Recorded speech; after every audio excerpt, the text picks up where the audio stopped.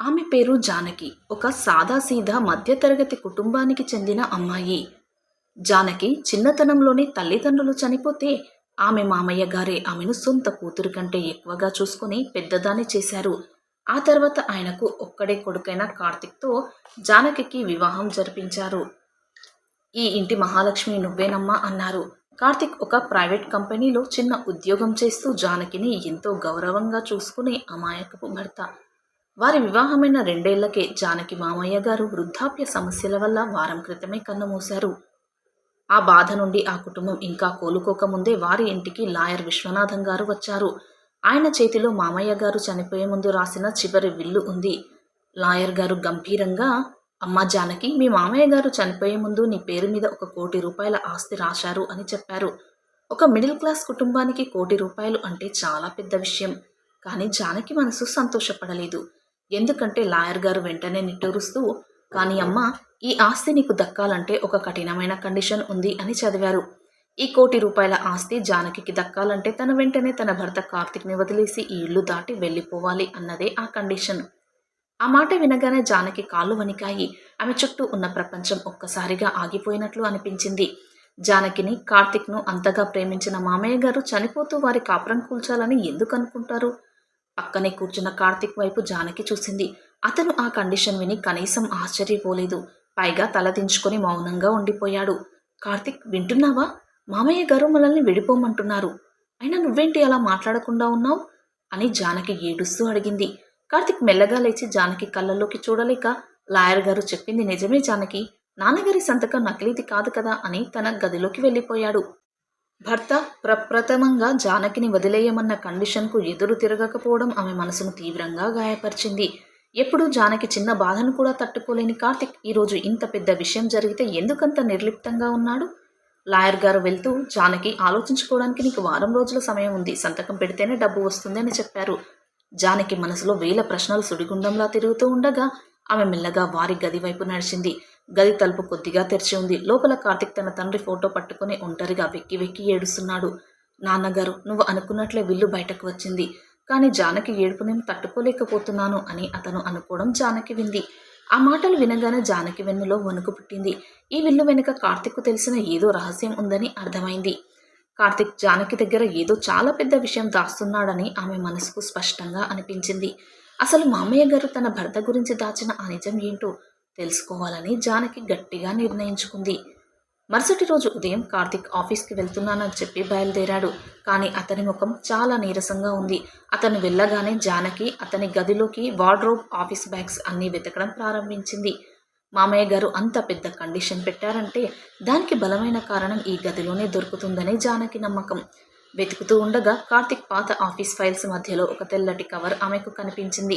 ఆ కవర్ మీద సిటీలోని ఒక పెద్ద క్యాన్సర్ హాస్పిటల్ పేరు రాసి ఉంది. జానకి చేతులు వణుకుతూ ఉండగా ఆ కవర్ ఓపెన్ చేసి లోపల ఉన్న మెడికల్ రిపోర్ట్స్ చదవడం మొదలుపెట్టింది. ఆ రిపోర్ట్ మీద ఉన్న పేరు కార్తిక్ మరియు అతనికి లాస్ట్ స్టేజ్ బ్లడ్ క్యాన్సర్ ఉందని అందులో స్పష్టంగా రాసి ఉంది.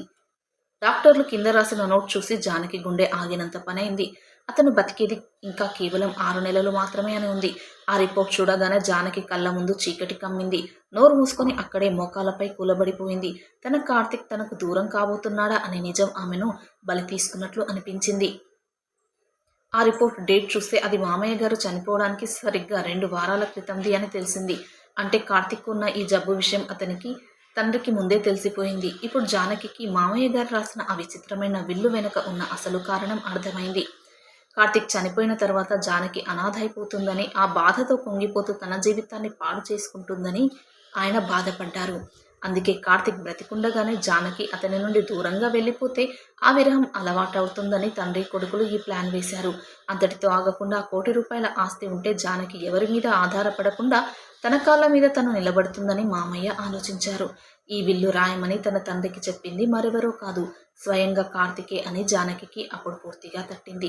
తన తర్వాత జానకి భవిష్యత్తు బాగుండాలి అని, ఆమెను ఆర్థికంగా స్థిరపరిచి పంపాలని ఆ భర్త ఎంతటి త్యాగానికి సిద్ధపడ్డాడో తెలిసి జానకి గుండె పగిలిపోయింది. జానకిని వదిలేయడానికి అతను అంత మౌనంగా ఒప్పుకుంది ఆస్తి కోసం కాదు, ఆమెపై ఉన్న అమితమైన బాధ్యత వల్ల. సాయంత్రం అయ్యింది. గుమ్మం వైపు చూస్తూ జానకి కూర్చుంది. కార్తిక్ అలసిపోయిన ముఖంతో లోపలికి అడుగుపెట్టాడు. అతను ఎప్పటిలాగే జానకి వైపు చూసి నవ్వడానికి ప్రయత్నించాడు. కానీ అతని కళ్ళల్లో ఆందోళన ఆమెకు కనిపించింది. జానకి ఏమీ మాట్లాడకుండా తన చేతిలో ఉన్న ఆ మెడికల్ రిపోర్ట్స్ని అతని ముందు పెట్టింది. ఆ రిపోర్ట్స్ చూడగానే కార్తిక్ చేతిలోని బ్యాగ్ కింద పడిపోయింది. అతని ముఖంలో దాచిన రహస్యం, బయటపడిన భయం కనిపించింది. కార్తిక్ ఆ రిపోర్ట్స్ వైపు, జానకి వైపు మార్చి మార్చి చూస్తూ నిశ్శబ్దంగా కన్నీళ్లు పెట్టుకున్నాడు. జానకి, ఇది నువ్వు అనుకుంటున్నట్లు ఏం లేదు అంటూ ఆమెను అబద్ధంతో కప్పెట్టడానికి ప్రయత్నించాడు. జానకి అతని దగ్గరికి వెళ్ళి, ఇంకా ఎంతకాలం దాస్తావు కార్తిక్? నీకు ఇంత పెద్ద జబ్బు ఉంటే నాకెందుకు చెప్పలేదు అని ఏడుస్తూ అడిగింది. కార్తిక్ ఒక్కసారిగా చిన్న పిల్లాడిలా ఏడవడం ప్రారంభించాడు.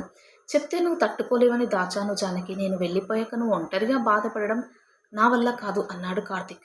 అందుకే నాన్నగారి కాళ్ళు పట్టుకొని నేనే ఈ విల్లు రాయించాను. నువ్వు నన్ను ద్వేషించైనా సరే దూరం వెళ్ళిపోవాలని కోరుకున్నాను అని చెప్పాడు.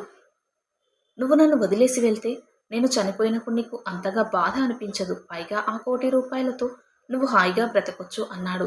అతని నోట ఆ మాటలు వింటుంటే జానకి మనసు ముక్కలైపోయింది. ఇంతటి స్వార్థం లేని భర్తను ఏ భార్య అయినా ఎలా వదులుకుంటుంది?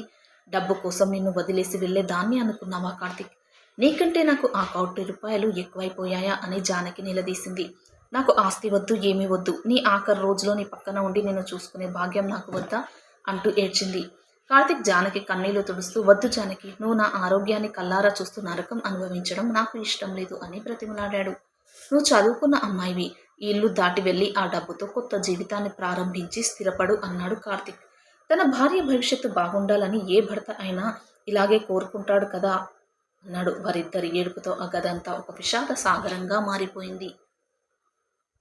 మరుసటి రోజు ఉదయం లాయర్ విశ్వనాథం గారు విల్లు గడువు ముగిసిందని పేపర్లు పట్టుకొని మళ్ళీ ఇంటికి వచ్చారు.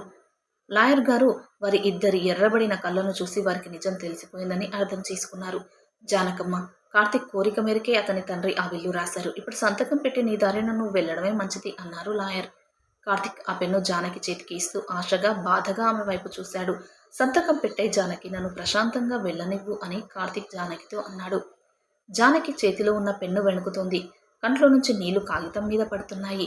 ఒకవైపు భర్త ఆఖరి కోరిక మరియు ఆమె భవిష్యత్తు కోసం ఆ కుటుంబం చేసిన త్యాగం, ఇంకోవైపు ప్రాణాపాయంలో ఉన్న భర్తను వదిలేసి డబ్బు తీసుకొని వెళ్ళిపోవాలనే కఠినమైన కండిషన్. మిడిల్ క్లాస్ అమ్మాయిగా జానకి డబ్బు విలువ తెలుసు, కానీ భర్త ప్రాణం కంటే అది ఎక్కువ కాదు కదా. జానకి ఒక నిమిషం కళ్ళు మూసుకుని చనిపోయిన మామయ్య గారిని తలుచుకుంది. ఆమె మనసులో ఒక గట్టి నిర్ణయం స్థిరపడింది.